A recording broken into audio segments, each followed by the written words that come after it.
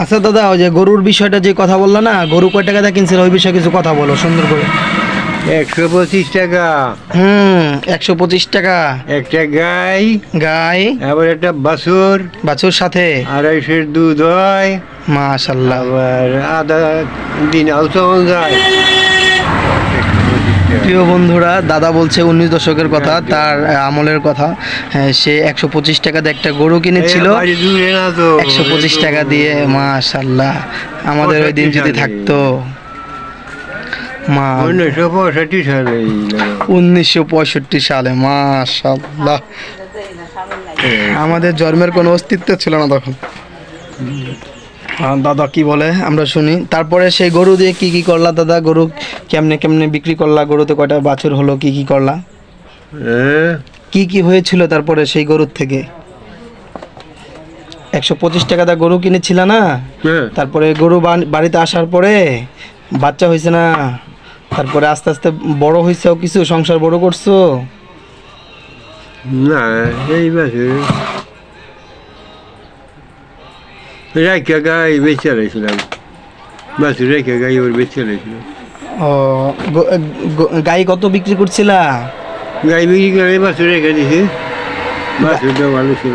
মানে গাই আর বাছুর তো কিনছিল 125 টাকা, হ্যাঁ, আর শুধু গাই বিক্রি করছো কয় টাকা? শুধু গাই বিক্রি 85 টাকা। 85 টাকা। 85 টাকা। ও, তাহলে বাছুরটা কি বাছুর ছিল, মেয়ে না ছেলে? দামর বাছুর, দামর? মায়া মায়া। এর নিকে রাখছি বাছুরটা।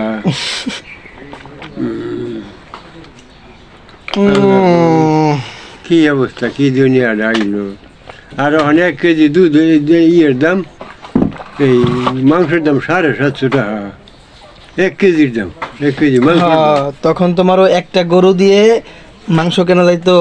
চিন্তা করো 1 কেজি মাংসের টাকা দিয়ে গরু কেনা যেত 2টা 4টা। কই আইলাম।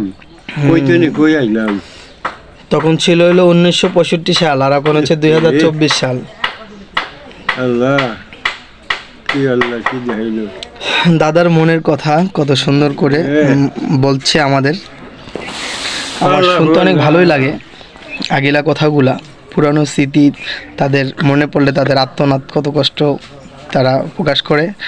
আর আমাদের এই যুগে আমরা তার কিছুই পাই নাই, কোনো অংশই পাই নাই। আর এই বর্তমান যুগটা অনেকটাই জানেন আপনারা, বর্তমান যুগ আগের সাথে কোনো মিল নাই। কারণ বর্তমান যেটা, সেটা একদম অল্প আয়ুতে আমরা মারা যাচ্ছি, সব খাচ্ছি, সব ভাইরাস জনিত জিনিস, ঠিক আছে, ফরমালিন যুক্ত। তো ধন্যবাদ দাদার জন্য, সবাই দোয়া করবেন। দাদা অনেক সুন্দর সুন্দর গল্প বললো।